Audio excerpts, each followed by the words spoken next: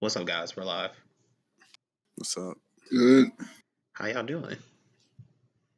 Chilling. I've seen better days, but I will see better as well, so I'm good. Amen to that. This is RNVP, Real No Variety Podcast. I think this is episode 25 or 26. I don't know which one. From now on, it's 25. Even if we're at 23, this is 25. Yeah.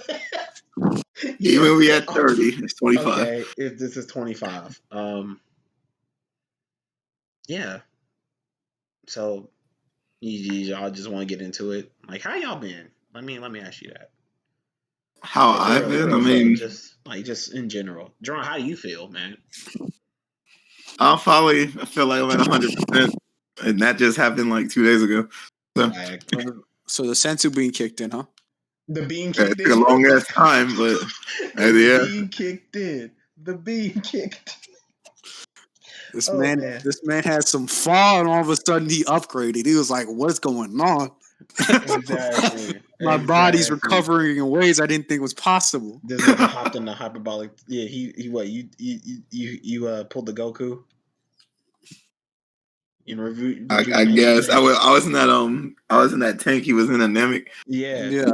Watching everyone struggle. And you have your eyes closed.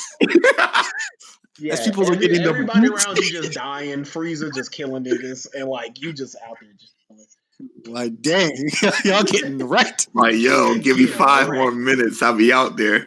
Yeah. 3 episodes later. That was mad disrespectful of Goku. Like, there was a time he was probably at like 87%. He could have got out on the field. He could have got out on the field. He had to wait till Gohan was like on the verge of death to come out. Which, by the way, didn't like Frieza like almost kill Gohan or something like that? And no, never mind. Hey, that's man, wrong. Let me tell you something. He killed Vegeta. The man literally killed Vegeta for Goku. So like Goku, he almost killed Piccolo. He almost killed Gohan. He killed Vegeta. All within like an 8 episode span. It was nuts. This man. And then it came out like, I'm ready. Yeah. So, Derek, how you doing, man? Work's been a headache, but it is what it is. We move on. We move forward. Okay.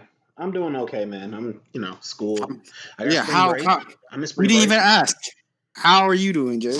Oh, spring break. I'm on spring break. I have 12 days off. You going crazy. Derek, you can't go crazy during a pandemic. You going crazy. Atlanta about to be crazy when these stimmies hit. I don't know what you talking about. Okay, first of all, the stimmy hitting for me in 5 days. It's already pending on my bank account. And then I tweeted and Jerron liked it. Jerron, if this tax return is like as big as I think it's gonna be, that's all I got to. Y'all gonna have to talk to me different. This man's about to start to drink and start doing money raps. I'm talking about well over 5 bands. Oh, okay. So plus the stimmy. You getting ignorant. This thing is getting belligerent. Belligerent? That man said SAT word for the day. Belligerent. Belligerent. Yeah. It's just, man, something light, These niggas can't hold me, you know what I'm saying? Just something light. Other than that, man, I'm doing great. Fuck Joe Biden, but I'm doing great. Fuck Ted Cruz. I'm doing great. Doing good, man. I thought we would never mention that name on the show again. Yeah. No. We can just say in passing, fuck them niggas, but I don't want to talk about these niggas. You know what I'm saying? It's different. I want to you don't want to give them no clout. Yeah, I ain't trying. You know what I'm saying, Derek? I ain't trying to do that.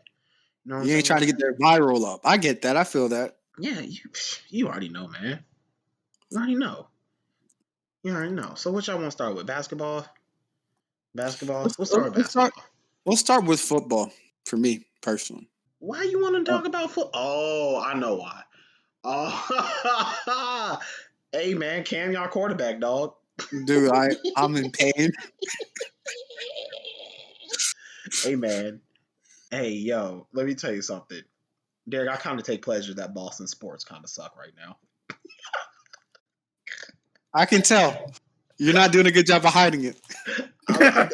I'm taking a like y'all are crying like spoiled brats. Like for real. Like, oh my god, we were 7-9. It's like, bro, the Dolphins went like 0-16 a couple of years ago. Like, calm down. Like, you know what I'm saying? It's like, oh, the Celtics are 500. Go talk to a Timberwolves fan, dog. Okay, Come on. they allow that dumb shit to happen. Ain't they ain't allow y'all dumb shit to happen?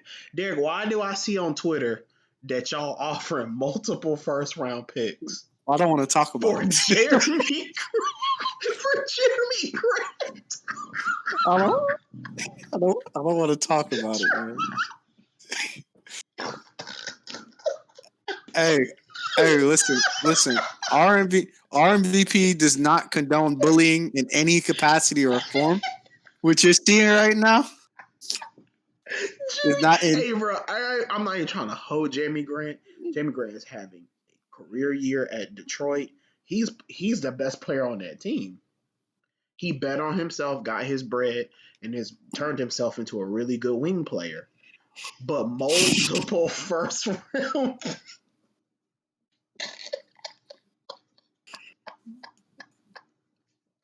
Hey man, look, dude, y'all had to know in like 08 when like everybody on y'all squad in y'all city won a championship that you know the pack was coming. At some point in time, you knew we were gonna put Boston sports in the pack. You knew this. We've had podcasts where you're like, at some point in time, we're gonna suck, and I just gotta accept it. Like, yeah, brush your time now, dog. It happens. It ain't supposed to be this embarrassing, bro. We supposed to lose. It's not that. But John,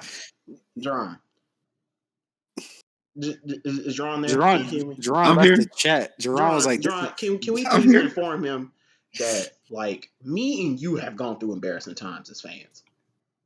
Bruh, don't talk about the process. Derek, Jordan Hill was our center at one point, nigga. You can't talk to me about embarrassing. We had Robert Sacre holding it down, and you talking about This man talking about they suck while they fourth in the East. I'm chilling. Oh, it's embarrassing. What are you talking about? we trash fourth in the East. We're trash. Like, shut up. Like, what are you talking about? I'm sorry for having high standards. Derek, high standards. Was they? All right, bro. Be at the bottom of the league with the worst record in NBA history. Then you can talk. I don't want to talk. No, then I don't want to talk. I don't want to have that conversation. Keep that evil away from me. Well, Derek, it seems like that evil's very close. It seemed like evil is afoot. Like, I'm so sorry, bro. But you gonna be straight, bro. It's not like the Patriots don't have cap. Cam Newton, another year in the system. Y'all got a draft pick. Like, let's go. Like, y'all can have a good season next year. You never know. Also, Jerron, did you giggle? That's fucked up. I didn't do anything. Oh, okay. I'm about to say Jerron was like, them niggas gonna suck. It might have hurt. Maybe the TV in the background. Let me turn it down. My bad. I'm watching the Sixers game. My bad. Okay. Your Celtics. Hey, Kemba Walker's been good, by the way, the last few games. I told you he just gotta get back to being healthy. He's been good. So like, y'all gonna get better, bro. But y'all can't be spending no first round picks on Jeremy Grant. Yeah, you really can't. No, y'all can't. Y'all deserve slander for that. Like, Danny Ainge deserves to be fired. He's a menace. Like, you all need to fire him. Like, listen, if we weren't gonna use those picks on Jimmy, on Paul George, on Anthony Davis, who are we gonna use them on?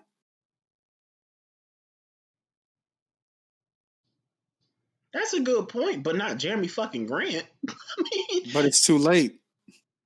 Danny Ainge over here.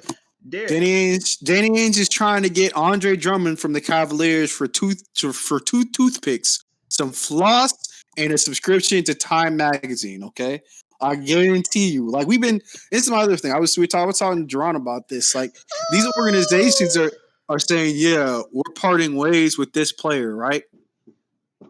Blake Griffin was actually the only player that we've seen that they were like, yeah, like in recent memory with the teams, like, yeah, we're having this player away from the team. We're gonna be parting. Where they actually turned around and did that in a decent amount of time. We knew about Andre Drummond for months since January. We We in the know middle about of Blake March. Griffin for months, bro. Mm-hmm. So I mean, it doesn't really matter to me. It doesn't matter about the time frame. It matters about the want to, right? Well, I So mean, but my thing is when you do that, you give up your position. So now teams know they can just that's wait fair. for it to get as awkward That's fair. as possible That's fair. and offer you the least that they want to. So I think this whole, like I would rather as an organization just have a guy not play and have somebody make me say what's going on so that I can leverage it instead of it being we're trying to get rid of this player, because organizations know when another organization is trying to get rid of a player, they'll start fielding calls. They'll put out feelers. That's why you have like, I don't know, all the NBA insiders, Shams, Adrian Wojnarowski. That's how we find out about it on TV. But when you have like a player dead ass just, he ain't going to play, and the organization is coming out and saying it's awkward for the player because he don't get to play. It's awkward for the organization because now they got to figure out how they're gonna go about doing this, and I don't necessarily know if this is like the right way to handle trying to get rid of players. It's just really weird to me. But going back to it, like Danny Ainge, like Brad Stevens, maybe a little bit too, like. Maybe they're the Sam Presti and what's his face? Scotty Brooks. Yeah, of like this team where it's like, maybe man. if we got off from him like a year or two ago and got like a veteran coach, we would be in a completely different situation. But it seems like there are moves for y'all to make, bro. I'm just saying, there are moves for y'all to make.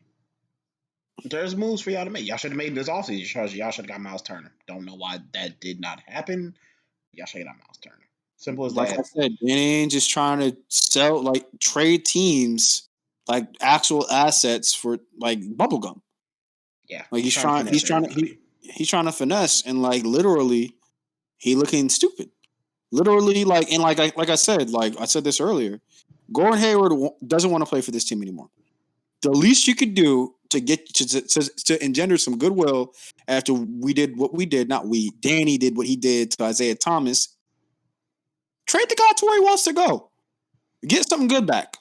Make both teams better. Let the man go home to Indiana, but no, you want to play hardball. So now, granted, they're playing good basketball, but he in Carolina now, having to move his family far away from home, and you get nothing. And it's just like it's that mentality of like, well, fuck this dude, we gonna do what's best for us, but it's it being so overtly obvious and it hurting your franchise. It's just really sad. It makes me sad as like a Celtics fan to see that like our GM is so shisty. It's like Bill Belichick-ish, but without the plethora of championships. Yeah, without the 6 Super Bowls. Yeah, so like you got one ring off of your best friend literally shipping you KG for peanuts, and I think that's how he thinks he's gonna get all his championships. That's not how it works. It's really sad to see like you got GMs literally with 1 year of experience going out and making moves like Elton Brand, and then when it doesn't work, they double down, they make better moves, and they get better like players. They learn from their mistakes, and they get better coaching. And Danny Ainge is so married to, I was right all along, that he can't go back and say, you know what? Hey, maybe this guy wasn't it, but I'll get somebody that is it. So I don't know. I feel it, but y'all gonna be better on football. I mean, all them dudes that opted out, 6 starters to opt out. They come back. Y'all got a high draft pick. Y'all got cap space. Let's see what happens, bro. Let's see what happens, Derek. I have more faith in Patriots than I do in the Celtics, but like, let's just see what happens. I think Bill Belichick has earned that. I think Cam Newton, to a certain extent, has earned that, even though it looked really ugly the last 8 weeks. Just hold off onto the doom and gloom Boston sports thing, okay? Just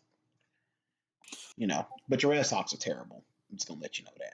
Oh yeah, no, that's done. I'm not going to talk about them. I'll see you in like 7 y'all years. are awful. Yeah, I'll see y'all in 7 years when the organization realizes they're like one of the top 10 to 15 most profitable and like richest organizations in the world in terms of sports and stop trying to be cheap and trading away MVPs that go and win fucking championships to the place that you send them to. While those places that are less recognizable, less rich than you are, give those players the deals that you could have given them, what aren't even bad deals in retrospect, making you look stupid.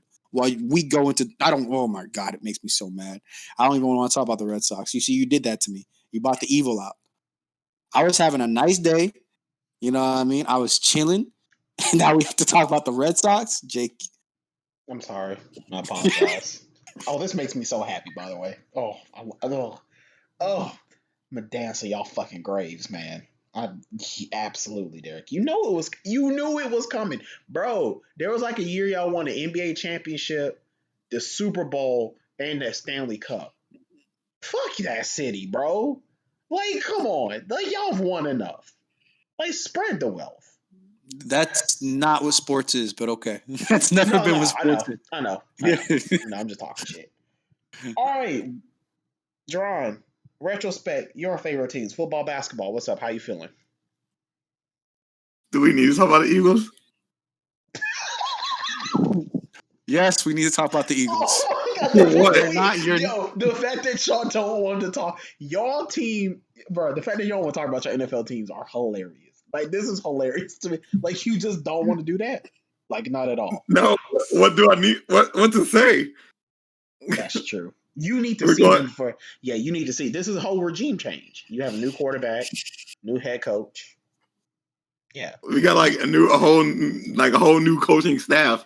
Like, yeah. This is not how it's like been the last 4 years. Like the draft hasn't happened, free agency hasn't happened. Like, there's nothing to talk about with the Eagles. Not right now. Okay, so we'll come back to the NFL talk after that. We'll get more in depth with our NFL team. So we'll just stick to 7-6. He hyperextended his knee, by the way. Well, they're saying they're gonna do an MRI, so hopefully it's not an ACL.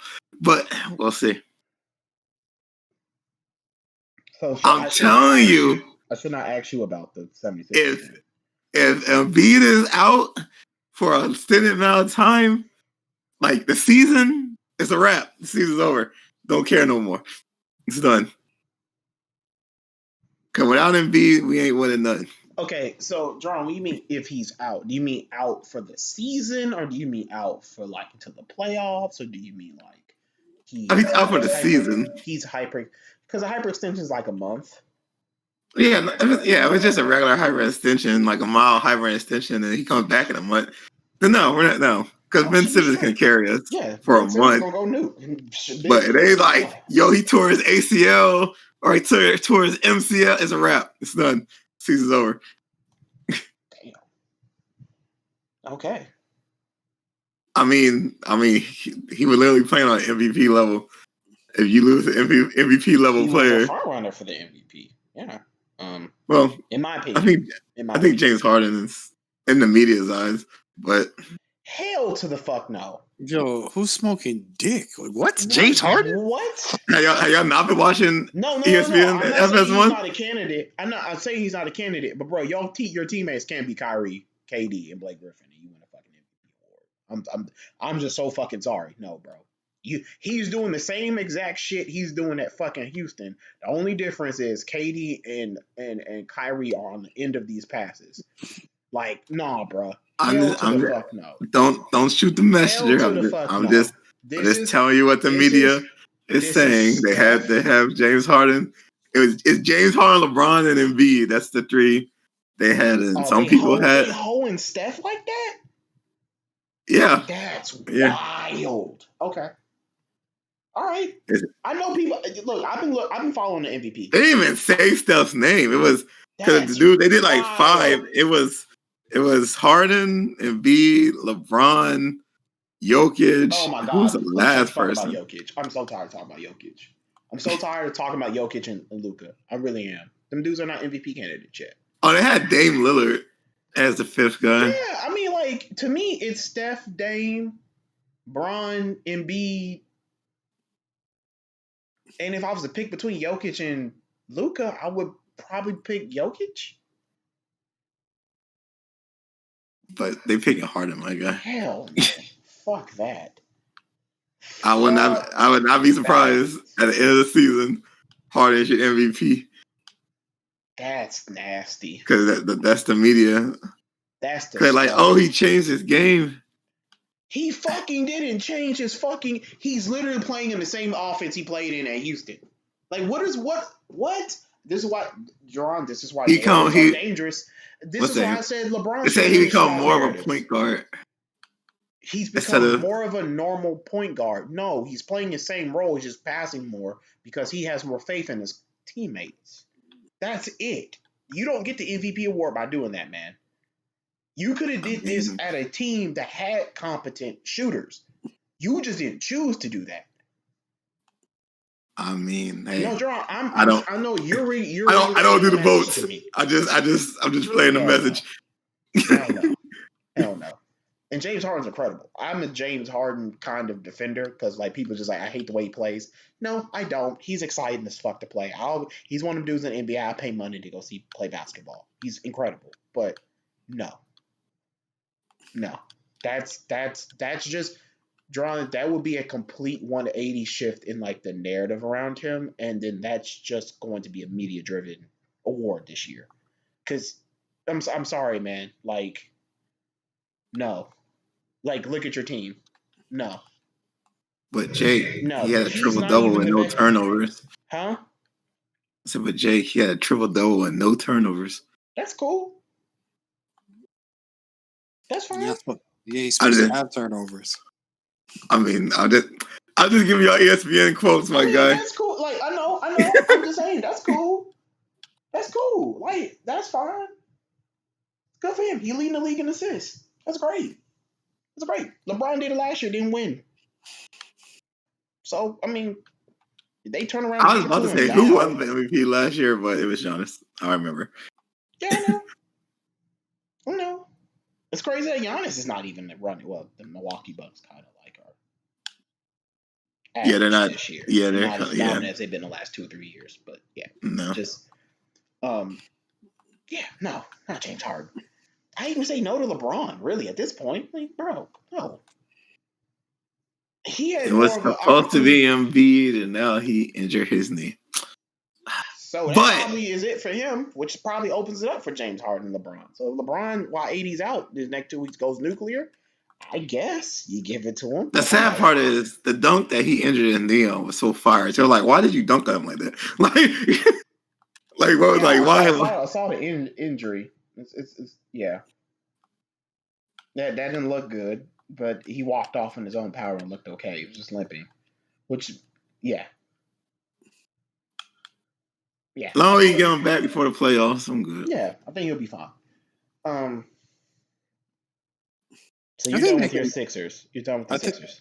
I think they can stomp the 8th seed, the Sixers without Joel. And then they can win a series like 5-1. I'm not 5-1, 4-1. Just depends on matchups. It depends on it depends who's in that 8th seed. And more likely it'll be the 7th seed because if we don't have a B, the Nets are definitely taking that number 1 spot. Yeah.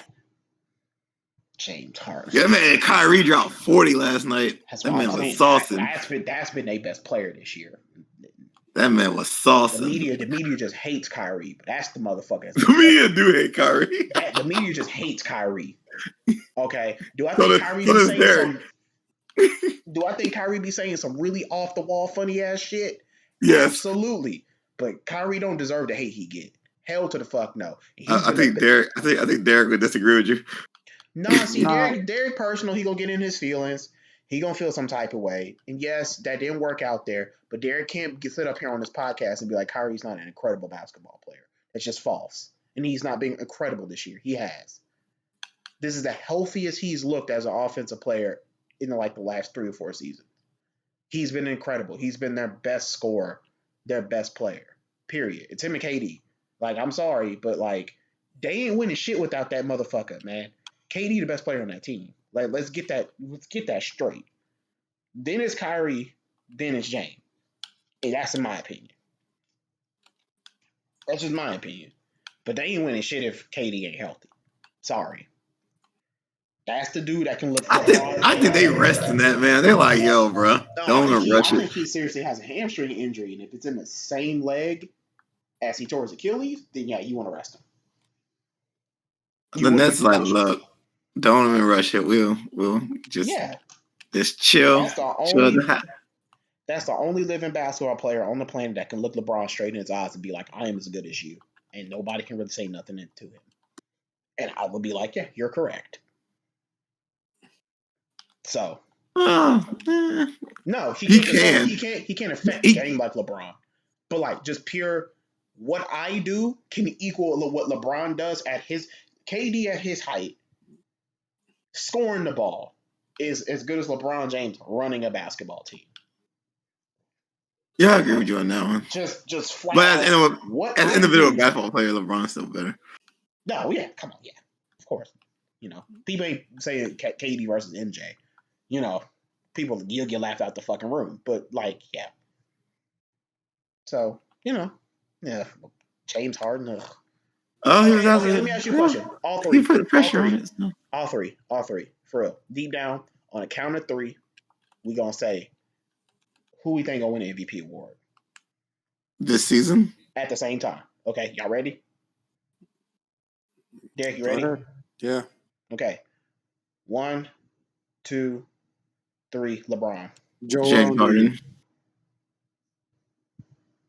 Wow. Okay. You think LeBron's gonna win it? Yes, because they seem so thirsty to give it to him, bro. I think this is they telling y'all walk more ESPN. They thirsty to give it to Harden, bro. That's all they talk about every day. James Harden this, James Harden that, James Harden this. Like, please stop talking about him. Because to me, Jerron, I'm with you. He's just doing the same thing he's doing at Houston, man. He just has a better team around him and better scorers, and he just looks better. Just like, okay, man, like he's playing with the same fucking offensive coach. Like, what are we talking about, man? Like, he didn't change his game. They didn't sacrifice anything. Like, I hate when people said they had to sacrifice anything. No, I was like, how many shots are they going to get up every night with his offense and their offensive efficiency? Like 60 to 70 shots? So what, each person gets up 20 shots? Yeah, they still shooting the shots they were going to shoot. All these dudes average around 16 to 20 shots a game. So, like, if they all get their shots in a game, they're not sacrificing anything. That's just a bad narrative. It's just a bad narrative. He's just passing more, which is, I mean, if that's what y'all want to, like, give the fucking MVP award to, I mean, I guess, go ahead. But that's bullshit. Because Steph is passing more. Damian Lillard's passing more. Them guys seem like they're more deserving of an MVP award, especially if, like, the Warriors go from being one of the worst teams I've seen offensively to, like, being a top 5 seed this year. I mean, come on. How does Steph not get in the top 3? If Dame is able to hold on until CJ McCollum and Nurkic comes back and they're like a top 6 seed, how could he not get a top 3 vote? Like, I think Harden, LeBron should be out of this. Y'all got MVP awards. I just think that, like, let Jokic, even though I think Jokic is not deserving. Let Luka, even though I think Luka's not deserving. Let Dame, let Steph, even though Steph has 2 MVPs, he's working with a way harder circumstance. Like, let them dudes fight it out to see who. Let Joel fight it out. But Derek, why you say Joel? I think he's been the best player on the best team in the East. Most impressive to me. I think, like, this is the most complete I've ever seen Joel Embiid play as a player. I think obviously it goes without saying. But I think aside from tonight, if you looked at the course of the season and you looked at, like, the development of a team and you had to point to one player having the biggest impact on why that team went from where they were to where they are right now, it's Joel Embiid. Yeah. Yeah, no, I definitely agree with you on that. Yeah. So, like, only reason why I took him out is because I don't know how long he's about to be out. And that's the only reason I would have said Joel. If Joel ain't hyperextended his knee, Derek, he would have been my first pick. He would have won the MVP award. Because if he missed more than 2 weeks, he automatically out. And the reason why I said LeBron is like, bro, we stunk the last 10 games of the season before the All-Star break. We stunk. And like his stock hasn't dropped at all, just a little bit. Okay, all right, no, because he's LeBron James. Okay, well, yeah, Jerome, but then I'm like, okay, I see what's up. Y'all trying to rectify what happened last year. I see what the fuck is up. Okay, all right, this is bullshit, but okay, I get it. All right, like they already voted for like Giannis last year. It's too late. They can't take it back. I hope the writers realize that. Like, y'all already screwed this up. Like, Giannis has 2 MVPs because of y'all. Shout out to Giannis, but Giannis shouldn't have 2 MVP awards. I'm so sorry. Not for last year. The first year, yeah, it was nice. It was like, Derek, yeah. The problem with last year is he had a historic PER season, and usually when you're high in the PER like that, you have a historic PER season, you get the MVP award, and that kind of makes sense. But no, he shouldn't have won it. He shouldn't have won. I think LeBron's the oldest dude to lead the league in assists. Come on, man, that's ridiculous. He led the league in a league that's full of just passing and shooting threes. He led the league in assists with a team that didn't shoot threes well. Like, okay, whatever, man. It's ridiculous. It's asinine. It's stupid. Are we done with basketball? Did y'all want to talk about anything else? Oh, what y'all think about those new jerseys? Oh, yes. Okay, I'm so glad you brought this up in the group chat. Yes. Them hoes tough. Some of them. The Celtics look pretty mediocre. I like the Magics. Then the Magics are really. Hey, at least the Celtics did something different. Yes, bro. The Celtics used to have back in from like 2008 to like 2013, we used to have some fire ass jerseys. I don't know what happened. Hey, man, what happened to y'all black jerseys? Yeah, I'm about to say that too. Like, those black jerseys were fire, bro. Yeah, they take everything that I love. That's they take everything. Jesus Christ, he's just gonna keep shitting on this team. This is hilarious. That's funny. I don't have to shit on them when they shit on themselves. You can't even do stuff to sell tickets and merch. How you get rid of the black shirt? Oh my god. The Nuggets jersey is pretty fire. Nah, Derek, I see what you're saying. Yeah, nah, bro. Okay, I'm gonna go through the ones. I'm looking at them right now. Lakers, well, that's the Mamba jersey. I can't say nothing wrong about that. Fuck the Clippers. They don't even have a jersey as far as I'm saying. I like the Utah Jazz ones. Them shit's wavy. What is up with the Blazers? Look like they going to a fucking funeral. The Blazers one's pretty fire. I like the Blazers one. Really? That muted color? I would just went with the old school 90s stuff. Sometimes you just need a monochrome jersey, you know what I'm saying? I love the 76ers. I love that. It's all right. The Nets, boring. Bucks, boring. The Mavs is boring. That's y'all same jersey. Exactly. Hey, yo, the dude who created the Mavericks have turned that shit in 5 minutes before it was due. I think the Nets have the best one though. The Nets? Yeah, with the train, with the Brooklyn, like the train. Oh, okay. I just realized that. That is pretty cool. All right. And then like the weave inside, like they have like it's like reflective, like 3M. It's fire. The jersey's fire. And apparently Kyrie drops 40 in it. So the Raptors is trash. The Nuggets decent. The Raptors is trash. The Thunders, the Rockets. The Rockets are just black jerseys. That's nothing new. The Heat, though.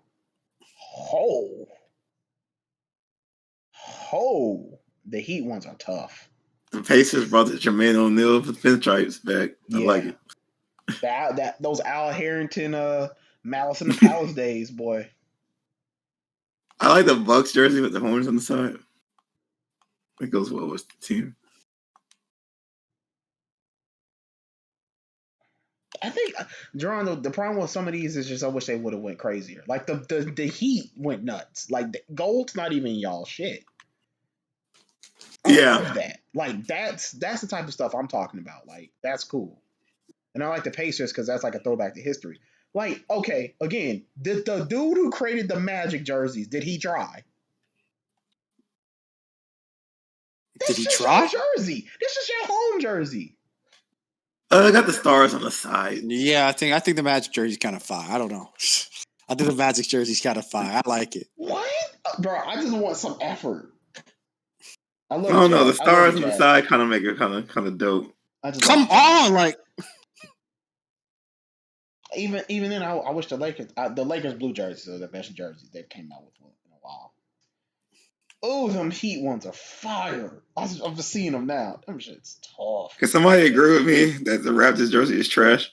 Oh yeah. There's no effort. The Raptors about to go back in the basement, bro. The Tampa Raptors. Yeah. Not Toronto this year.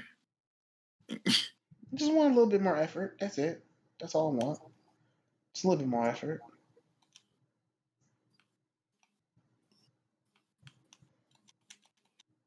That's literally the Mamba jerseys. All right. We should just make them bitches the Mamba jerseys. Okay. Ooh. The Lakers. And then 2. I go Nuggets second. And I go Heat third. Now I get this top 3. Now that I got this Stimmy Neutron. Yeah. Yeah, now I got this Stimmy. I might have to cop me a Stimmy Earn 76er jersey. Might have to cop one of those. That Eric B. Stimmy. We could get Stimmy Butler on the Boston Celtics, bro. That's what I'm saying, bro. Yeah. Okay, guys. Let's go ahead and transition into the biggest news of probably tech. If you have been living under a rock, let's not get to the the steak when we still have we still got an appetizer. Let's roast Netflix real quick for being goofy. Is this your account? Are you sure? Bro, this is gonna create so many issues. So I'm talking about Netflix going hard on people sharing accounts. Personally, I think it's really silly. And the reason why I say this is because me and Jerome were talking about it. What happens when I don't know, you start dating somebody new and you're signed into Netflix on your Xbox and you go over to her place and she has a Roku TV. So you sign on Netflix at her place, right? But y'all live, I don't know, 30 minutes across town. Is Netflix about to start going, are you sure you're you?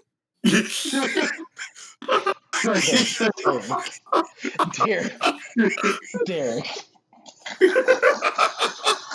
Like a confirmation, like a security, like those security questions. Yeah. Okay. Please enter your birthday. Imagine this. You're a parent and you have to work away from your family. So you have Netflix signed in on your TV, but you also don't want to be miserable. So you like to have Netflix on your phone. Imagine having being in the middle of, I don't know, what's hot on Netflix right now. Getting into Stranger Things and it cuts off and it's like, hey, bro. What was the name of your third grade teacher? Jesus Christ. Imagine you sleeping in the middle of the night and your mom calls you up and is like, hey, baby. What was the name of your manager? It's your first job. That's a nasty security question. What's the name of your manager? That's nasty. Sometimes you can make the question, so it'd be something, you know what I mean? Derek, that's even more nastier. Like, why would you come upon that question to put in? What's the name of your manager for your first job? You, sir, need to be put under prison. That's sick. Hey, that's the type of stuff Netflix gonna be pressing you about before you get pressed play. But Derek, if you really think about it, right? That's just going to be the future. You know what I'm saying? Because not if we have NordVPN. Today's episode is hey, Derek. This part of the podcast is where that ad would go.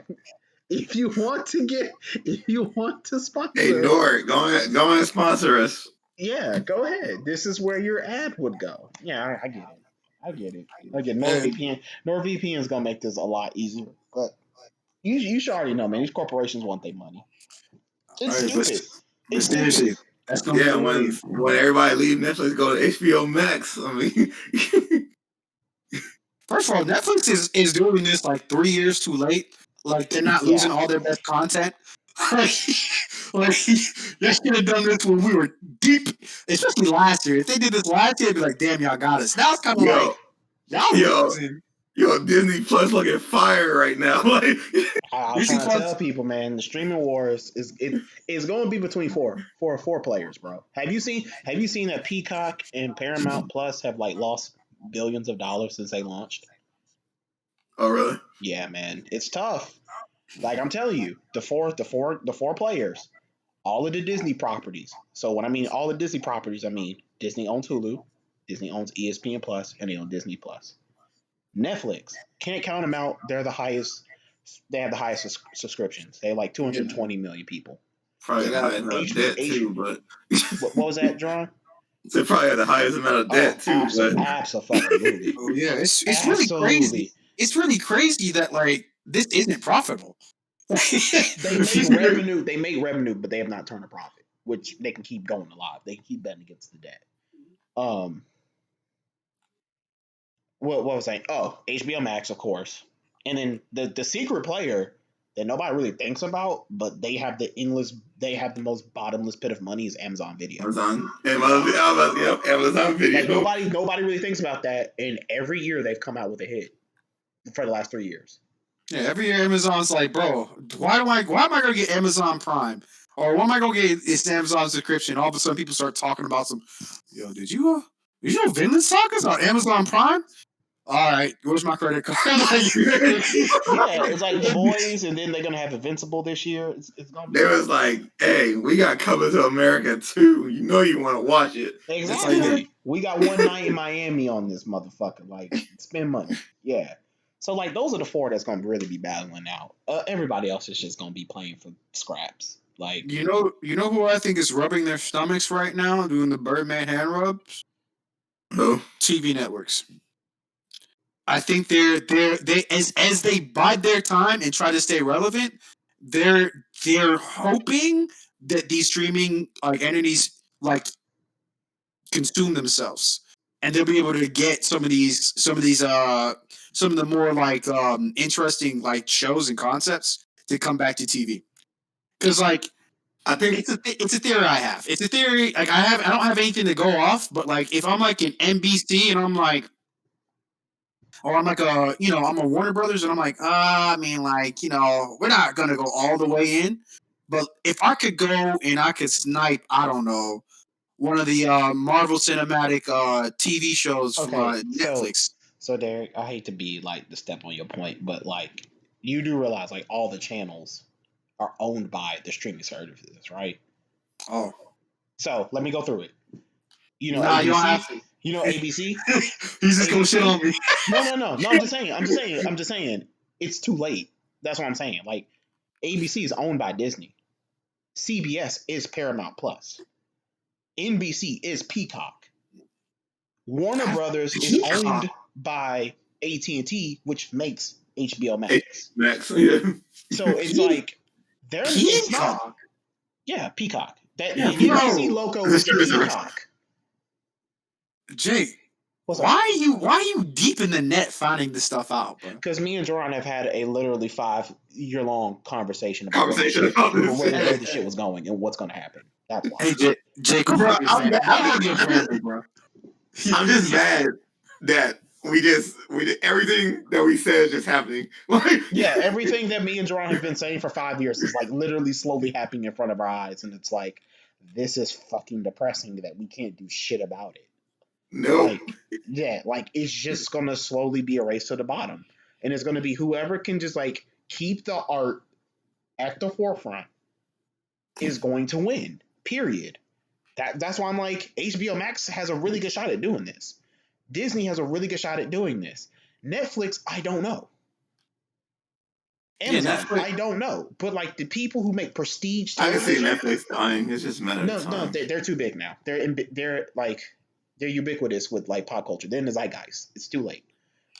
Jake, in like 10 years, if they don't start making profit, it's a wrap. No, bruh. Dog, them babes gonna want their money back. Absolutely. 100%. Yeah, we're not, you know what I'm saying? I'm not crazy. They're not owned by a gigantic parent corporation. That's why HBO Max is in the prime position, because not only do they have HBO, people who make primetime prestige television, they have DC, which they can just use to just get the comic book fans. They have Time Warner, who basically is one of the biggest studios in Hollywood. They are owned by AT&T, a corporation that literally prints money. That's all it does. It's the entity that literally goes to the bank, looks at their bank account, it's like, 11 figures. That's nice.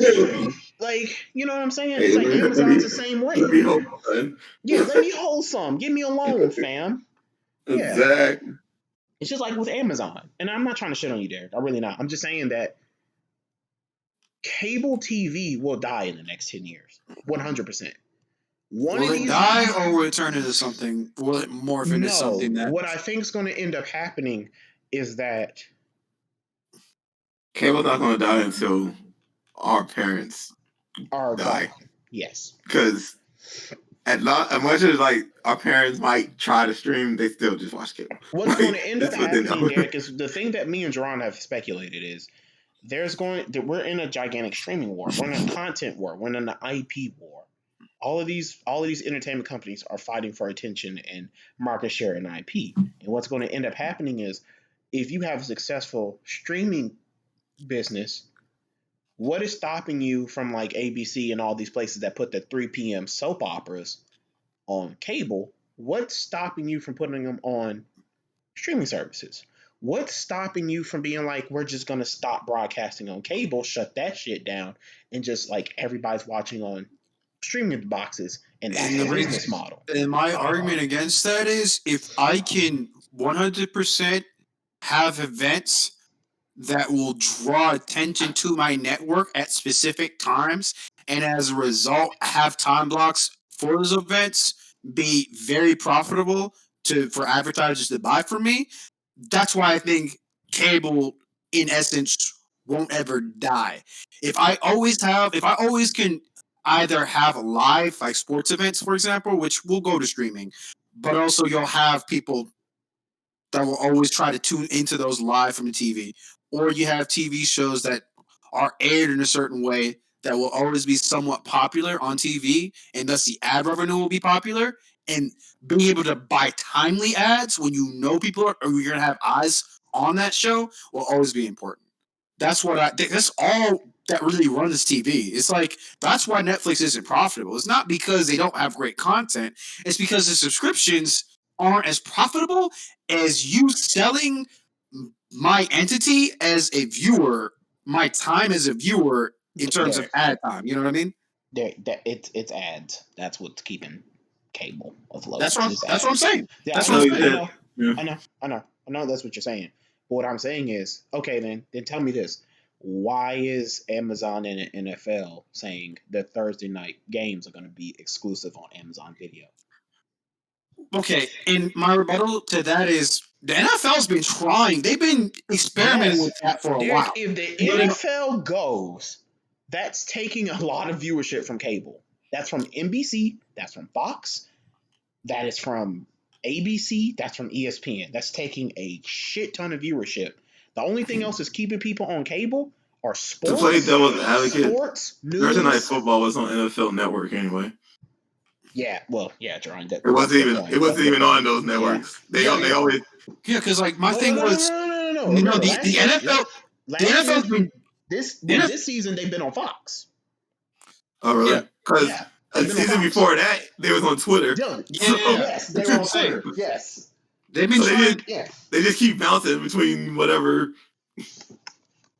services they can get money from. Derek, I can see a future where, man, we're not cutting on TV to watch a Monday Night Football game.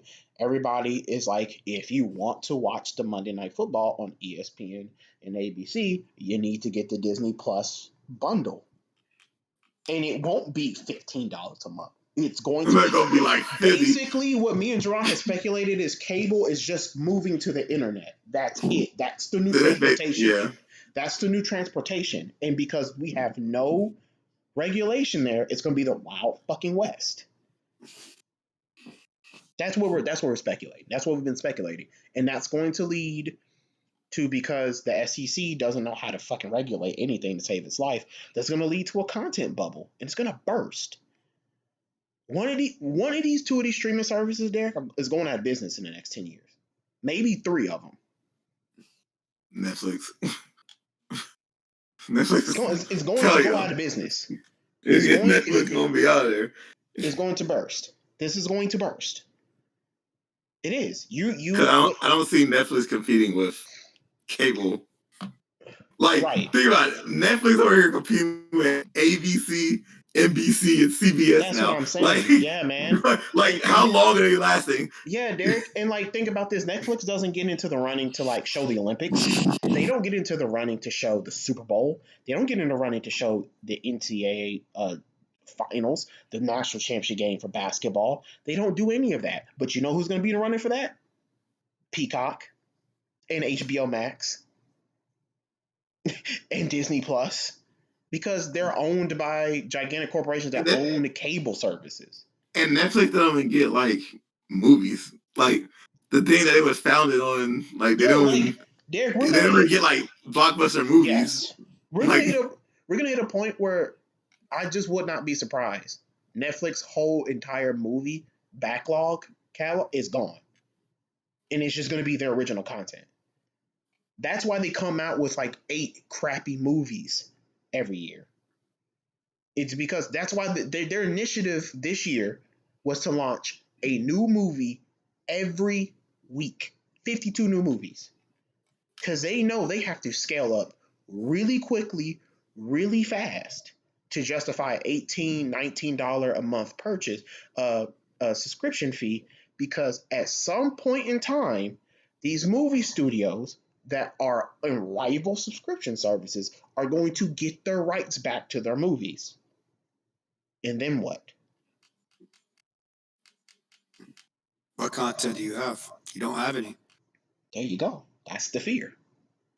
So then who controls everything is those 4 that I mentioned. Dude, we're going to be in an arms race between Disney Plus and HBO Max. That is the Celtics Lakers 1980s. Literally. They just going to be duking it out. That's it. It's going to be them 2 leading the race. That's it. That's it. It's very fucked up. It's very dystopian. I don't want it. I hate consolidation. I hated all of this. I didn't want Time Warner to be sold to AT&T. I didn't want Fox to be sold to Disney. I didn't want any of this. This is not what I want. And yeah, I selfishly get the things that I want at the end of the day out of this stuff. That's cool, but it's not good for me as a consumer because, Derek, we're going to end up going back to paying the prices of cable. It's just going to be on the internet. So then the scary part is you're going to have 5 different subscriptions you're going to be subscribed to. Exactly. And then the scary part, Derek, is you didn't necessarily have to pay for the transportation fee to get your cable. You could get it for free. That was just over the airwaves. You just had to get a tuner. Now, Derek, the scheme is the scam. We got to pay for the internet. We got to pay for the transportation and then the content? Whew. All right. All right, man. Comcast sitting there like, yeah. Hey, and Derek, guess who's a sister company to Comcast? NBC. Do you know who NBC owns? Peacock. Do the math. Do you know who's a sister company to AT&T? HBO. HBO Max. Do the math. You don't think that these telecommunication corporations don't know what they're doing by owning content and then owning the transportation service? We're double dipping, baby. You gotta pay me for the transport and the content. Me and Jerome have been saying this for 5 years. And people have been like, we just want our Real Eyes of Hollywood on just streaming services. We just want to Netflix and chill. And I'm like, we're so fucked as consumers because we don't care until it's too late. Until it's too fucking late. These companies just sitting there, Birdman hand rubbing like, yo. It was plain as day. It was plain as day to see. It's plain as day. Hate to depress you, Dick. We walked right into it. We walked right into it willingly as consumers because we wanted convenience. I understood it, but you had to know that these telecommunications companies were going to want to own the content, right? Don't be surprised when Sony draws up a streaming service too. Yeah. The last major movie studio not to have a place or a hub for their movies. John, that's a good point. They're part of the Big Six. They're the last place that doesn't have a home for the movies. And don't be surprised who they go run to. Disney. Just do not be surprised. That's it. Derek's like sitting there like, holy shit, bro. These niggas cracked the code. Shoot. Sony about to run the anime game now. Yeah, they're running the anime game. Oh, once they finally like merge Funimation and Crunchyroll, it's over. It's over. It's over. Yeah. Because right now they just own Crunchyroll, but it's kind of like they ain't doing nothing with it. Once they start doing something with it, it's a wrap. Yeah. That means people in the industry got so scared and shook, John, because they're like, Crunchyroll has a whole bunch of licenses and like deals with a whole bunch of people like Amazon and Netflix to make anime for them. What is Sony going to do? And people are like, well, we hope Sony is just like going to be just like shit. Bitch, what? Share? Motherfucker, no. They gonna make Crunchyroll Funimation, and it's gonna be lit. And you're gonna have to go there to get all your anime fixes. Yeah. Simple as that. Everything is becoming siloed off. Like cable. It's just cable and the internet. That's it. Derek, that was a good topic to bring up, by the way. I like that we talked about that. But yeah, Netflix don't do that. Don't do that password bullshit. That we gonna find a way around that. Some motherfucker gonna find a way around that. You gonna be upset. Hey, we already figured out the Cody stick. You know what I mean? Don't make me act up. Don't make me act up. Don't make me. Big facts. That is big facts. Oh my god. Derek's like, I go to the barbershop just for the Cody stick update. Crazy. But and one more thing before we get to giving these people their flowers. What do you guys think about the NFT craze? If y'all know about that. I heard about it, but I don't understand it. I just know whoever got that 69 mil is eating right now. Okay, so do you know what it is, Derek? Do you know what NFT is? Or an NFT, the technical term, what it stands for, I gonna look it up right now. But essentially, NFT is a net verified asset. Yes. No. It's basically it's like blockchain. Token.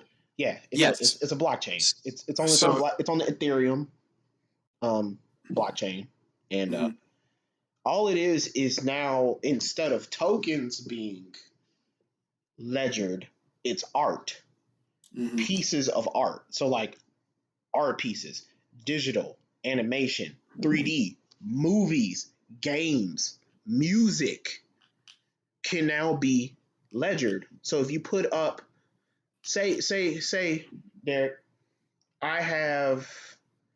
we all love music.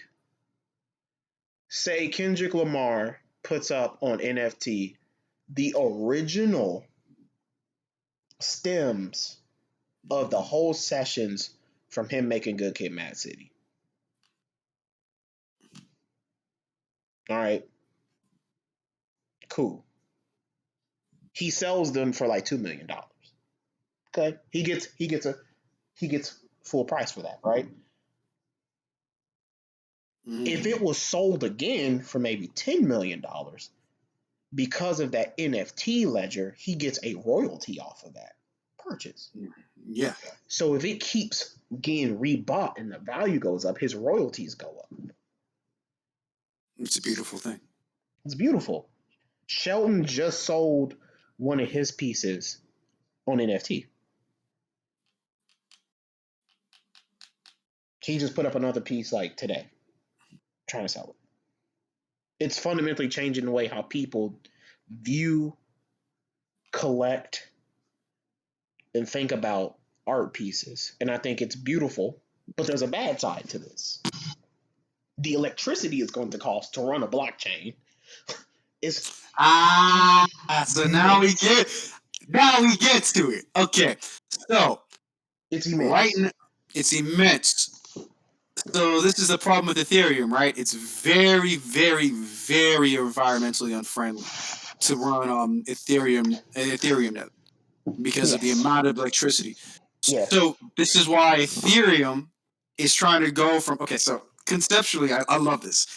Conceptually, Ethereum is a proof of work network. What that means is in order for you to get an Ethereum reward for mining Ethereum, in order for you to get a reward from Ethereum, you have to mine a block of Ethereum. The way you mine digital assets, not digital assets, but Ethereum and any proof of work asset is you have your network, your mining pool or whatever, use their CPU power or their GPU power, whatever, however you decide, to solve a very hard algorithm. And once they get the answer to that algorithm, they are awarded with the next block of Ether. Okay? What Ethereum is trying to do is move away from that to proof of stake. Now, the reason why proof of work isn't working right now, or why it's very hard to have these cryptocurrencies run off of proof of work is, number one, it's immensely expensive for the electricity. But number two, when you're doing transactions on these networks, you also have to pay for your transactions to be verified by the same miners. So while these miners are trying to forge the next block, or mine the next block, rather, forging is staking. But while they're trying to mine the next block, while you're sending Ethereum or Bitcoin from Drawn to yourself, you also have to pay a fee in order to send that amount. And those fees, like at the height of the cryptocurrencies markets, end up being ridiculous.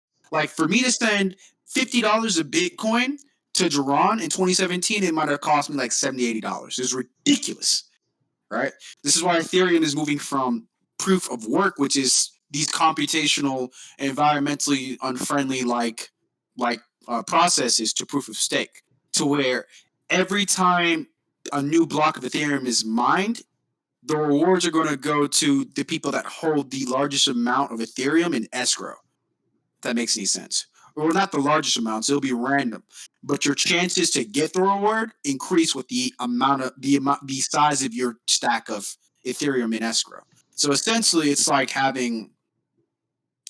putting money up and putting it away and earning interest on it, if that makes any sense. Yeah, they're basically betting on the systems that can make the shit faster, so it can use less electricity. That's it. Because when people think mining, when people are like, what do they mean solve a very complicated math problem? The math problem is like people don't understand. The math problem is how can I put this? The math problem is approving the purchase. That's the math problem. It's just very complex algorithm to do it. Yes. And so if you're there first, you get that reward. And now what they're trying to do is basically reward the systems that are very efficient and move all that traffic over there while still trying to build it out and trying to make sure things are environmentally friendly. It wouldn't be a problem if we just approve the Green New Deal and we start moving off of fossil fuels and start getting more renewable resources on the grid. So every Republican just had a heart attack, but I know. It's the future. It's the future of art.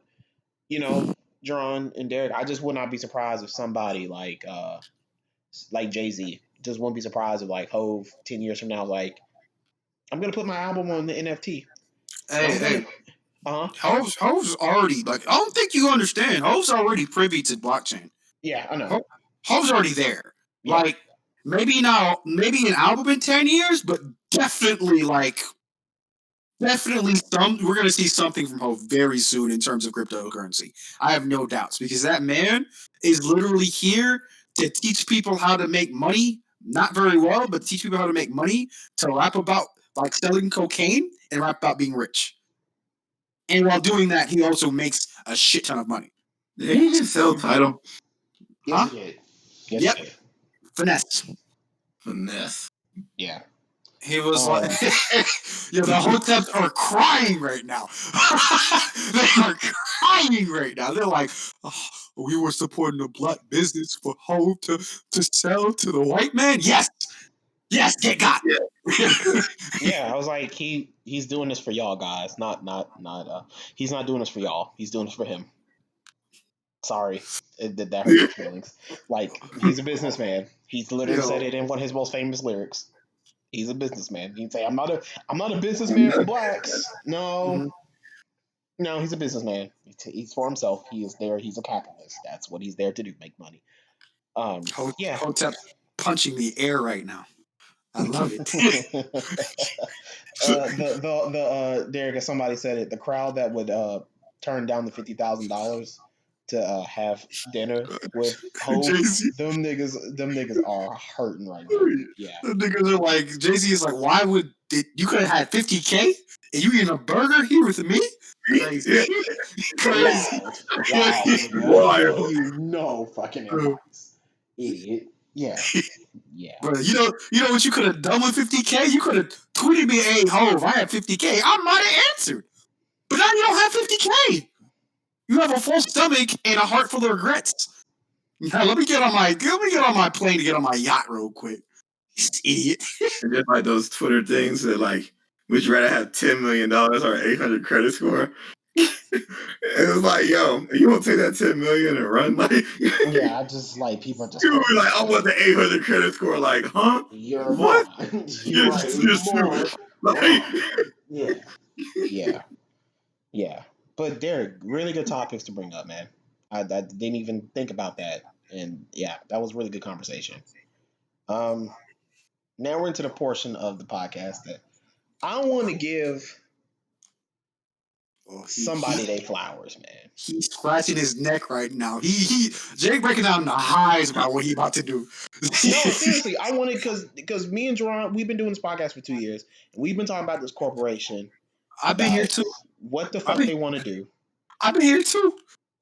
No, but me and Jerron are like fans. We're like OG. Like, we invested in this corporation when we didn't have. Well, our parents invested in this corporation. Yeah. For us when we didn't need to, and they are a big, huge factor in our gaming experience, and they fell off the wagon the last 7 years when it comes to what gaming's all about. And I just want to give them their flowers, because even if it's not the publisher I would have wanted them to buy, and even if it's not like the headlining studio that's attached to it, I really don't have any faith in, but the other studios, I actually love them. I need to give Xbox their flowers now. To see where they came from 2013 to 2021 is exactly what I've been wanting them to do. You got to be this aggressive. If you're going to be in a subscription battle, you got to do it like this. You got to do it like this. You got to go out and purchase people for $7.5 billion and go from 16 studios to 23 studios. You know, this corporation, what John, 4 years ago had six studios, and now they're at 23. You know, it's just, I got to give them their flowers, man. They're doing exactly what I want to do as a fan. Now, they have to do the last step now. They got to execute. Look, yeah, they don't get. Look, if I don't get those games, I don't care. Right. But I'm just saying, just in general, they're on the right track. That's just me. They're on the right track. This is what I've been wanting to see. You can't multi-platinum those games. I'm sorry, guys. I'm sorry, PlayStation fanboys. I'm so sorry. Like, if PlayStation had done this, they would have done the contractual obligation shit, and then everything else would have been exclusive to PlayStation. Like, Same thing with Nintendo. Same thing with any other publisher. You buy it, you own it, you can do whatever the fuck you want to do with it. They were in a win-win scenario regardless. And the fact that they went with this aggressive approach, the right approach, in my opinion, just like, yeah. I'm just, hey, look, Jerome, I'm not giving them the bouquet. I'm gonna give them the bouquet when Perfect Dark comes out and it blows my fucking mind. I'm gonna give them the bouquet when, like, maybe this November Halo Infinite comes out and it's good. That's when I'm gonna give them the bouquet. They still got to execute, but from where they were 2013, 2014, 2015, where that shit was dark and they were closing studios and they were canceling games and fumbling, just bad, down super bad to where they are now.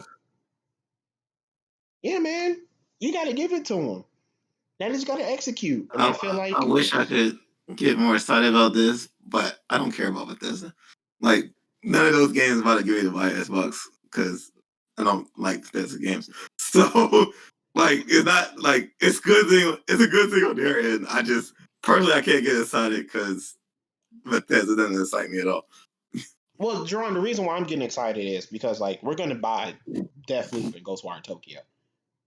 That's Tango Gameworks and I don't know. See, you're buying Deathloop. I'm probably not buying Deathloop. But you're definitely going to buy Ghostwire Tokyo, right? Yeah, more than likely. Okay, so I'm just saying they got at least one studio in there that can make a game that at least piques your interest. That's a win to me. True. That's a win to me. I'm not saying that's the whole. It's not the full W. The full W is when they execute their vision. Where, like, Halo Infinite's good, the next game's good, the next game's good. Look, just make Halo Infinite. Look, this is all Xbox gotta do. Make Halo Infinite good, and y'all buy Xbox. That's all you gotta do. Yeah, that's what I care about. Yeah. But that's mostly. But you come out today like, oh, he can't dual wield. And what else he can't do? Can't do something else either. Hold on, let me pull it up. Yeah, I don't think I think not dual wielding is. He can't dual wield because somehow, some way, he forgot how to do that, and then you can't play as elites. They got rid of that. Yeah, that's an L. So that's an L. Hey, but you can kick enemies off the Halo ring though. Even though Wolf said that's not how the gravity is supposed to work, but no, they like this is supposed to be a spiritual reboot, and I don't like that. I want this to be a continuation. Like, John, what I'm saying is I'm giving them flowers because they seem like they're in a better position than they were last generation. They seem like they're more prepared. That if things do go wrong, they can course correct this generation. I gotta remember we're in a new generation because, like, Xbox 360 was way more. But no, last generation was Xbox One. I gotta remember that. Yeah, man, that's what I'm saying. Like, this generation, they're in a way better position. That's what I'm saying. I gotta give them their flowers. They're coming with stuff. I just want to see if the stuff is going to interest me because me and you, like, Derek, I think Derek will play anything. I think you will play anything. I think I would play anything. But there are certain games that people are interest. I'm a gamer. If it looks good, I'm gonna play it. Right. Somehow. I think Derek's the same way, and I'm the same way. So, like, they just got to make shit that looks interesting and looks good. So, it looks like they're in a position to do that. Just want to give them their flowers. Just nothing crazy. We don't have to go too depth in the exclusivity. That conversation was just really fucking stupid. The one thing I would say about the exclusivity thing is that, like, man, that whole conversation just boiled down to being about not about the actual games themselves, John. It just boiled down to, like, people trying to throw shit back in other people's faces and just wanting to. I mean, well, you say dumb shit, and then turn around and then flip your stance. That's what happens. Like, yeah, it is. Like, don't come out here and be like, look at Sony games and be like, oh, I don't think games should be exclusive, and then come out and Xbox gets Bethesda. He's like, oh, you should just buy whatever console. Like, don't be a dumbass. Like, if you're gonna accept, I agree with that. I agree. Accept exclusive for all consoles. Like, exclusives are not the enemy. Not all games have to come to every console. I mean, we've been doing this since the what? When the Nintendo Entertainment System come out? 1984. Yeah, we've been doing this since 1984. Y'all know the deal. I want to say 84, 82 or 84. Yeah, it's just y'all know y'all know what it is. Jerron, I'm agreeing with you. That's what I'm saying. It's a stupid thing to come out and say that exclusive, like we were just talking about, like as Derek brought up the streaming services. Everything is becoming siloed and everything is becoming an IP war. And the difference between the gaming industry and the TV industry, why I think the TV industry is on a bubble and the gaming industry is not in a bubble. The industry for gaming is just so much bigger and has so many different platforms that and it has so many different players because yes, you have your exclusives, but there are always going to be a third-party games that come to everything. Yeah, so exactly. So it can breed more competitiveness, and if things get siloed off, it's not really a problem. People are like, Xbox is going to turn into a monopoly, and I was like, dude, Bethesda's like 0.000 like 4% Have y'all not heard of 2K? You know what I'm saying? It's 8 Have y'all not heard of EA?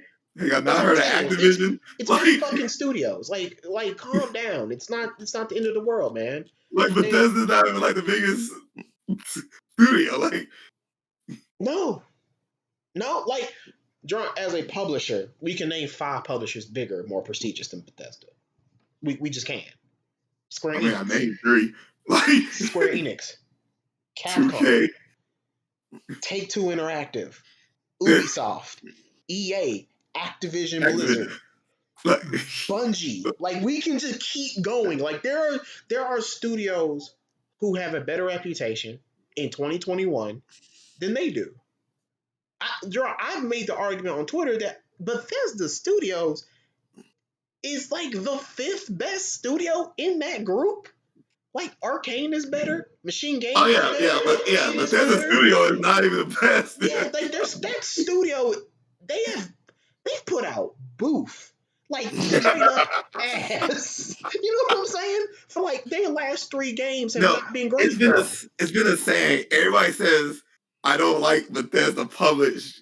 No, I don't like Bethesda made games, developed games. I like the Bethesda published games. Yes, that's a thing. That's what I'm saying.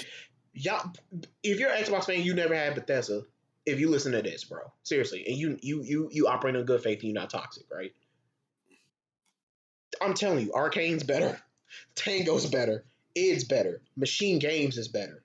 Like they're just better studios. They have come out with better games recently than Bethesda Game Studios has. Bethesda Game Studios, Starfield, like Jerron, you know this, Starfield needs to be a hit. Because if it's not, ooh boy, does that $7.5 billion look a little bit different? No, I'm just being serious. That's the first game that's going to come out from them. Jerron, you can't have Deathloop and Ghostwire Tokyo look fire for PlayStation, even if it's a time exclusive, and then Starfield come out and that looks like a 2-pack of ass. And it's running on that old fucking engine that they like. Jerron, like this is how bad Bethesda got, and people didn't want to admit this. Let Starfield look like some Crackdown 3, bro. That's all I got to say. That's what I'm saying, bro. Starfield is not going to look that bad. Let's not disrespect Bethesda that much. I don't like Bethesda, but they're not that bad. They're not that bad. Yeah, they're not that bad. But no, I feel the sentiment, but they're not that bad. You're right on the sentiment. Now that man's talking about looking like Fallout 76. They got a problem.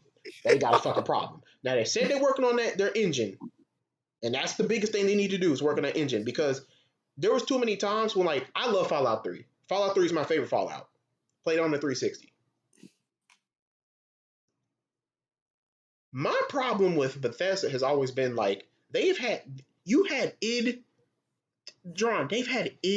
Tech down the hall from them and still relied on that shitty engine to run those games and then tried to John, you remember this, and Derek, I think you should remember this too. They tried to pass it off as the bugs as being like what is it? Like breathtaking bugs? Yeah, like the bugs are part of the experience of the game. Yeah. Like, what? They give the game character. Yes, like that's exactly what they say. Yes. And I'm like, no, you can't have Arcane out here making one of the greatest stealth games ever created in Dishonored, and you come out with this. Nah, fam, you can't do that.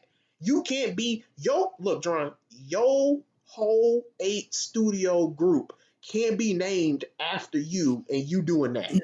You trash. And you are like the 5th best studio. So no, man. I hope with Starfield they knock it out the box because they need to prove themselves. Everybody else in that group don't. They really don't. Tango don't gotta prove themselves. Ghostwire Tokyo looks lit. Deathloop looks lit. That Indiana Jones game, can't wait. Wolfenstein 3 gonna come out. It's gonna be great. Machine Games are great at what they do. id, Rage, Quake, they're great at what they do. Bethesda though? Nah, fam. They literally could have just left Bethesda and I still would have been like excited. Like, I'm being serious. So yeah. But we all know Halo Infinite is like the game they need to knock out the box. We'll talk about that later on as it goes on, but no, shout out to Microsoft for making Microsoft and Xbox, man, making their stuff exclusive, because that's what I said when we first heard news. That's why we didn't their flowers, man. Make them all exclusive because y'all need exclusive. Please, Lord Jesus, y'all need exclusives. I would have been so fucking disappointed. As an Xbox PC, because technically it's not exclusive, but you know what it is. It's exclusive to the platform, not the console. Yeah.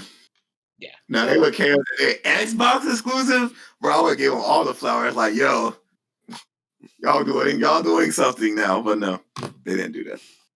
So, I mean, they had to. It's a good time for you to hop in, bro. It's a good time for you to get the Xbox Game Pass for PC, bro. It's a good time for you to do that. Oh, I thought you were about to tell them to buy an Xbox. I'm about to be like, yeah, why are you about to put evil on me? No, but I'm being serious. Like, buy Xbox for PC. Like, those games, they're like 20 games hit Game Pass from Bethesda. Like, bro, they put the original Doom on that mug. Ain't nobody trying to play that. No, okay. Let's be honest. There's like 3 or 4 games you should really play on that. Out of the 20. And then they put the Evil Within. Not Evil Within. Is it called? What's it? The one that Tango makes? No, it's Evil Within. It's not Evil Within. What's the name of that game? No. Oh my god, I'm blanking. Me too. I'm about to Google this mode. Is it Until Dawn? No. That's PlayStation.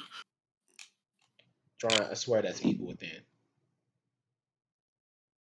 Yes, it's Evil Within, bro. Okay, yeah. So right. That's my Tango. Yeah, it's Evil Within. Yeah.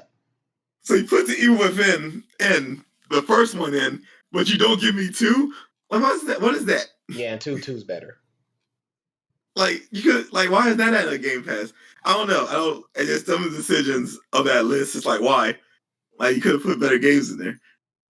That's true. I'm just glad they're competing. That's it. They weren't competing. They competing now. They are competing. They are like, in prime position to compete. The original Doom, like, bro. Jerron, like, to me, like, is Eternal in there? Is Eternal in Game Pass already? I think so. Like I just gave you all the new shit. Like, 76 would have been there. Eternal. 76 is in there.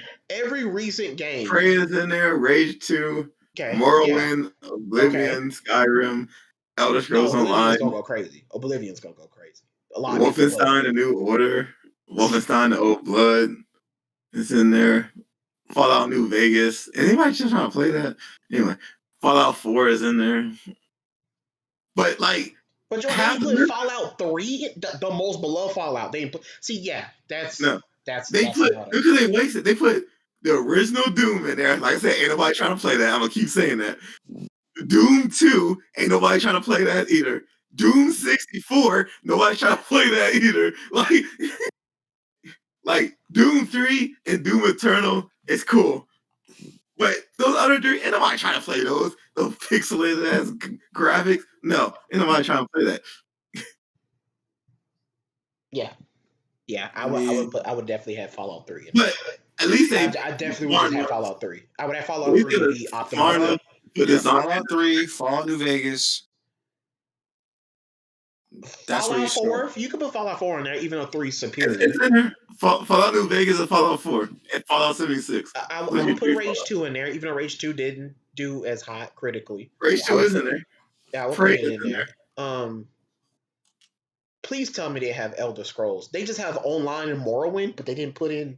No, they put it in Morrowind. They put it in Oblivion. They put it in Skyrim. They got Skyrim. Okay. All right. And they put in Elder Scrolls Online. Did they put in both Dishonored? Yes. Yes.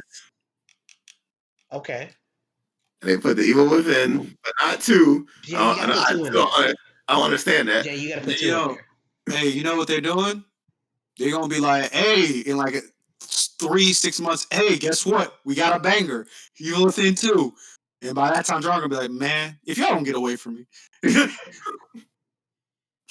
mean, you put Dishonored in Dishonored 2.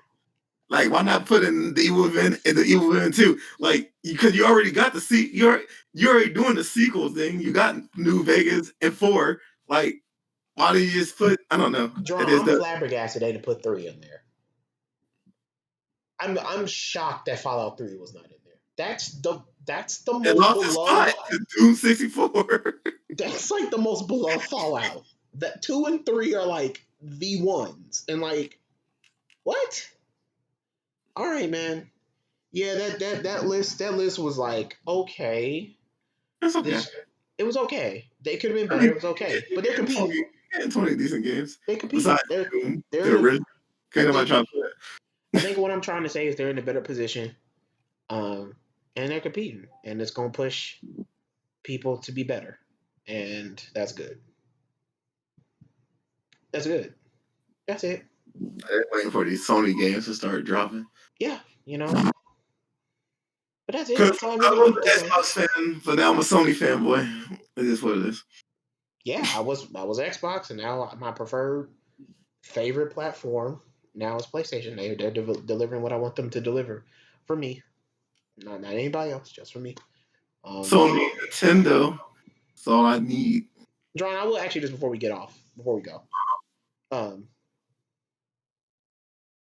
What would you want Sony to do to like counteract this, or like to answer, quote unquote? Even though I think that's a stupid way to look at gaming business. But. Okay, before I answer that, realistically, Sony doesn't really need to do anything except follow what their game plan is, because as a business, you don't make decisions in retaliation to another business making a decision. Like that's like you're never gonna be successful in business like that. Like, so Sony is not gonna respond unless whatever they think Sony's response is, it's not gonna be a response. Sony is just gonna have that in the game plan anyway. So yeah. But I don't know.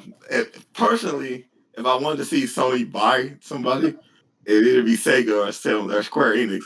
But I don't think either of those are happening because those are big companies, and I don't think Sony's trying to dish out that money. But Xbox fanboys are the riot. Yeah, especially the Sega one, because I don't know, everybody thinks Xbox is buying Sega, but whatever. So how much bread do you think Microsoft has? They have a lot.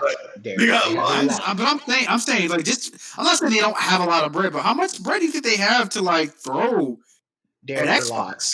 A lot. They're the second most cash rich company on the planet. When I mean cash rich, I mean just cash to burn. No, Jake. No, but his point is they have a lot of money. What made y'all think they drawn it all in video games? That's what I'm saying. Okay, well. Because if they had that money, you would have thought like they would have used it to make some like they're making good business decisions now, but what were they saving it for the last 6-7 years? But Derek, you have to think Satya Nadella was not the CEO when they launched that console. Steve Ballmer was. Satya Nadella did not become the CEO until 2015. Phil Spencer did not take over Xbox until 2015. They went through a gigantic. That shit down. Yeah. Wait, what happened? Wait, what happened, Jerome? What'd you say? I said Sonic is done. We'll shut that shit down. Y'all better be grateful. You better think. Sonic is done about to wash his hands. Yeah, Satya Nadella was getting ready to shut down Xbox, and then Phil told him, "Hey, we can leverage it in the ways that you want to leverage it." People have to remember, Phil's what's his name? Steve Ballmer was a hardware guy. Under him, they made the Windows Phone. They made Zoom. They made the Xbox. Like Zoom fire, they just didn't do it right. Yeah, and so Satya Nadella came in and was like, y'all have all of these failed hardwares. So he closed down 2 of them and kept 2, which is the Surface lineup and the Xbox lineup. And he was getting ready to shut down one of them. He's going to keep the Surface. He's going to shut down Xbox until like Phil saved it. And what Phil promised him was Satya Nadella's whole steez is, Derek, is he's a services guy. He wants to turn Microsoft into a software and services guy. So he should have just merged Xbox and Surface. That would have been smart. A good point. John probably would have been a smarter move. But call it the Surface Box or something like that. Their naming convention is terrible. But yeah, it's god awful. But so basically, that's when Phil probably pitched, "Hey, you invest this amount of money into us, because how Xbox was structured was they were under Windows. They weren't their own entity inside of Microsoft. So Phil had to answer to somebody, and that guy had to go talk to Satya Nadella. When they shut down the Windows side of gaming, it was just Xbox. And so now Phil had Satya Nadella's ear. And so that's when he pitched, hey, instead of us just focus about selling consoles, why don't we worry about subscriptions, a service, and expanding our portfolio as a gaming entity to get as many subscriptions as possible. It goes into his subscription model. If I'm not mistaken, Satya Nadella literally has a bonus kicker in his contract that is specifically, one of the stipulations is how fast is Game Pass growing. So you have a little bit more incentive as a CEO to listen to Phil Spencer, who's been there, the guy who during the 360 era was part of he was head of Xbox's third party support. He's the guy that got Mass Effect to be exclusive. He's the guy that got BioShock to be exclusive. So it's not like Phil's a dummy. He understands what he's doing. It's just that Xbox has a way more prominent position inside of Microsoft. Their 2 number 1 priorities, though, don't get it twisted, it's Azure and Word. Period. Then Xbox. But Xbox used to be like 6 on the chain. They're 3rd or 2nd now. So that's a big difference of like your priority to spend money. That's the difference. I'm not saying they're gonna spend a crap ton of money. Who knows if they're done buying publishers? I don't know. No, they're not. They have a they're lot. Trying to run they're trying to run a streaming service. You're always going to buy something else. Yeah, if you're going to run a subscription service, you just can't have 23 studios. You probably got to have more like 30 to 40. So, like, they're not done. And they're trying to grow this into, like, reaching not a couple of million of people, but hundreds of millions of people. That's their game plan. That's their objective. Now, can they realistically hit that? I don't know. I have no clue. Time will only tell that. Once they got to hit that, they got to expand out of America and UK. Yeah, and to do that, like Jerron says, you not only you have to do that, but as the dude, what's his name? Is it Benji? Is Benji Sales? But what was the other guy I follow? Jerron, the dude that's based out of China. 64? No, not Wario. Is it Zoo? I can never say his name. Zoosh? Yeah. What he was saying is he doesn't understand why Xbox wants to expand their subscription services, but has completely honestly almost devalued their console. That's the quickest way for you to do this, is to be like Sony and sell a shit ton of consoles and then sell the subscription services, because that's what Sony's trying to do, Derek. Sony's game plan is, we're going to sell you the box, we'll sell you the games, and then we'll sell you the subscription service. It all goes together. It makes sense. People have been doing this for 10, 20 years. What Xbox is doing is they're trying to get it on phones, consoles, PC, TVs. That's cool. But if you're not great at one of them, how do you expect to be good at 4 of them? And that was his thing. Maybe they should put a little bit more incentive back into the console to get people to buy the console. So this is that Bethesda move. Especially since people like buying consoles. Yeah, people like buying consoles. Which is like why are you changing? Drawing Twitter is such a bubble, right? Do I think publishing your games on PC is a bad thing inherently? No. But the majority of people are going to buy a console because they don't want to pay $2,000, $1,000 up front for a PC. They just don't. It's just not how people are built. Now in the future, it'll change. But you're essentially... It won't change until both PlayStation and Xbox are putting their stuff day one. Then that's going to happen. What's the name? And then it will change. Because at that point, the incentive is high. Because if I buy one box, I get both consoles, games. But John, still, even then, you're talking about people who can afford it. And most people can't afford it. So it's going to happen. It's just a when thing. I don't know when, but that's the next step. I don't think Sony has to be as crazy and as aggressive as Xbox. I don't think they need to buy publishers. I think they just need to continue doing what they're doing. Really, honestly, do I think they should put their shit on PC? Not day and date, but 1 or 2 years afterwards, you give that commitment. I think that's a happy medium. I'm like, okay, you want to know? Sony's going to selectively select the games that they're going to put on PC because they have a balance to keep because they want to put games on PC to make more money, but they have to not piss off their fan base that buys the console. I think PlayStation fanboys, like when y'all say piss off a fan base, I really honestly think they're full of shit. Like, people have a warped perception of like what putting games on PC are. Dude, the console is just not PlayStation. John, do you know what's most important to PlayStation? It's not that fucking box. It's the 14 studios they have. It's the games. It's the games. They're not making money on the console. Yeah, exactly. They're selling it for a loss. That's what I'm saying. They're selling it for a loss. So like you being mad and so you just gonna miss Ratchet and Clank because it's on PC. Like I find that to just be bullshit. I find that to be utter bullshit. Like people are just being angry because you made fun of Xbox and now it seems like Sony's doing the same damn thing. Like maybe honestly you don't understand gaming business. Maybe honestly you don't understand hardware and power. And maybe honestly you should do yourself a favor and shut the fuck up and stay off Twitter. Play your games, bro. It's not gonna happen, but like people gotta grow up. But you said Sony don't have to buy a publisher. I don't think they gotta buy Square Enix. I don't think they gotta buy no publisher. What I would like to see them do though. I said I would like them to buy Square. They're not going to buy Square. I don't want to see it. I just don't want to see it. I don't think they want to say. I don't think Sony wants to shell out the money that it would cost to buy Square. Okay. So I don't think it's happening.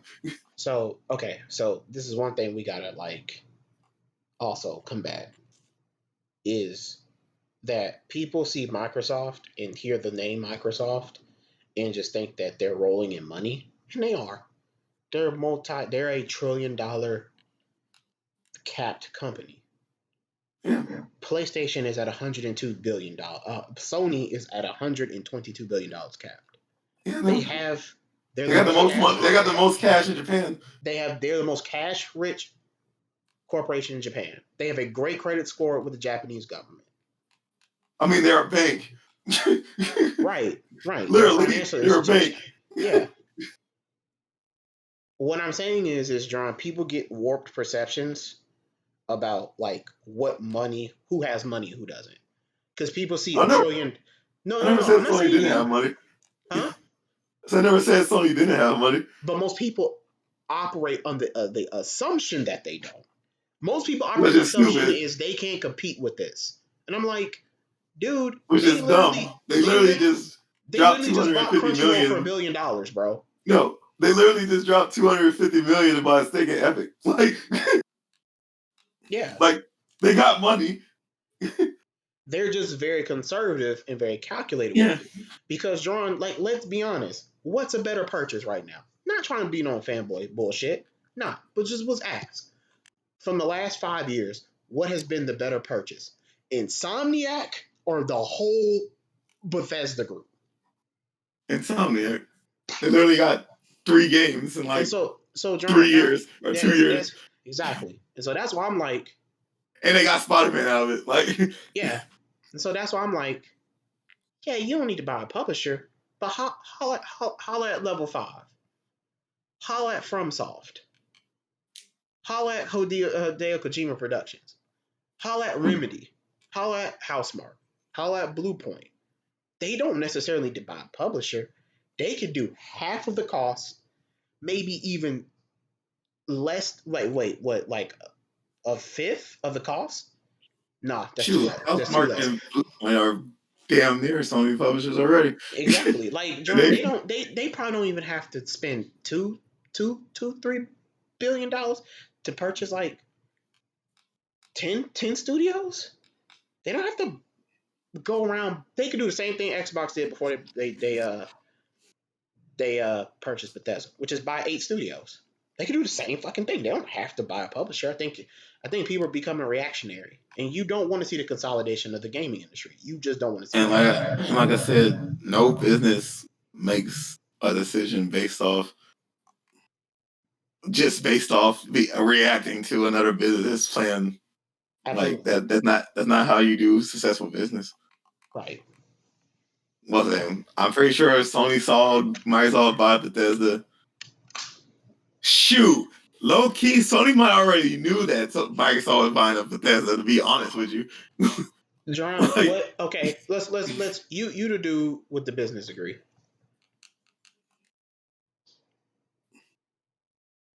How long do you think it probably took Microsoft and Bethesda to work that deal out? Maybe a year? Maybe a year or 2? Year, 2 years. So you telling me Sony just sat back and just didn't hear any rumblings of this? No, Sony probably already knew. Yeah, exactly. I think that's probably why they made the deals to get Deathloop and Ghostwire Tokyo. Like, at least get some games out of this. Yeah, exactly. before you go away. Yeah, I think people need to not panic. I think there's not a panic move. I think Microsoft needed to scale up and they need to compete. So I'm just giving them a flower. Let's put it like that.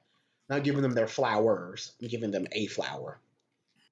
Wait to step up your competition, man. That's it. That's all I got to really say tonight. I'm done. I think Microsoft, Sony, and Nintendo are carving out their own specific lanes.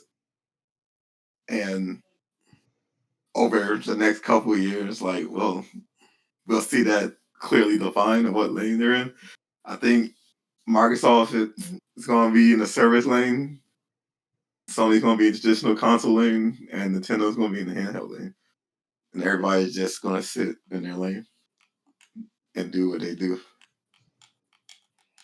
Because I think because it's not like these companies talk to each other, so they know what they're doing. Like, that's what I'm saying.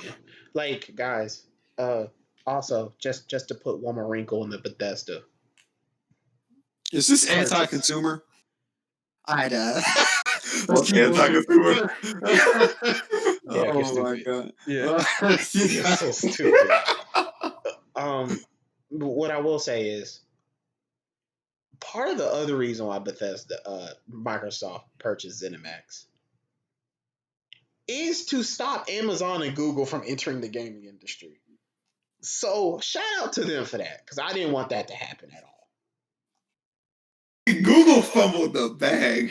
Super hard. If Google would have came out and made a console, they would still be around. Stadia would still be around. Yeah. But no, it was like, we're gonna make everybody stream games. Like, that was gonna work. All Google had one job: make a console and get some exclusive games for it. And it would have been GG. You have Google and the gaming, bruh, with all that money and the name recognition, like, you don't think people buy a Google console to go with their Google Home? I wouldn't have. Yeah. And their Android cell phones and their Android TVs. Yeah. It would have been simple. It would have been simple, easy, done deal. But no, they wanted to go the streaming route. Amazon too. But Amazon, they got enough money to just throw around and test stuff. So But how that Luna going though? Anybody know? Yeah, John, don't you find it ironic that the two richest companies on the planet, like it's Apple, Google, Microsoft, and Amazon, right? Amazon and Google are like, we're gonna hop in the gaming space, and they literally immediately left it within like 6 months to a year of launching these services. And literally the reason why they said it is, quote unquote, it's expensive. What? There's money. Y'all have more money than God, and you're saying it's expensive. All right, bro. Just say y'all just look. I just wish Google and Amazon would have came out and said, we thought this was gonna be an easy lick. We thought we were gonna hit a lick on this. You know what I'm saying? They just thought it was gonna be really easy, and it's not. Yeah, I don't know what they was thinking, but it is what it is. Yeah, that's all I really got, gentlemen. You have anything else? No. I think we went in today. I think we went for at least 50 this podcast. Yeah, man. I think we did a 40-point triple double. Oh, that's nice. No turnovers. Hashtag Yeah, we James Harden out here. James Harden MVP. All right, guys, plug your shit. Catch me on PSN and on Batosai.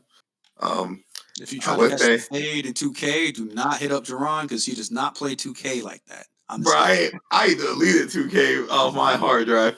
Anyway, I would say I'll play y'all some multiplayer games, but Sony ain't got none of those. So just check my trophies, I guess. Damn. I mean, what, we gonna play Destruction All Stars? I mean, at least give the people some hope. Yeah, I'll try it. I mean, I already played it with Adele. I mean, it's fun, but it gets kind of boring. Yeah, it's a service game, bro. It's one of them service games. Yeah. I mean, whatever multiplayer games they got. Yeah. I'm not ready talking about third party and talking about Sony and like. That's one thing they need to improve on, honestly. The multiplayer offerings. But yeah. All right. That's catching like Call of Duty. I'm trash though, so don't expect anything. Yeah. Derek, you plugged yours? You can catch me on Twitter at RNVP cross captions at RNVP. So like you wanna tweet me something stupid, I'll get into it with you. Don't worry. But no, it's been fun today. I'm happy to be with my boys doing another podcast. And we will see you when we see you. Yeah, guys, it's JT RNVP. You can check me out on Twitter at JT RNVP. Like, subscribe, comment, post, hit us up. We're done, gentlemen. This has been the Real Nerd Variety Podcast. Peace, everybody.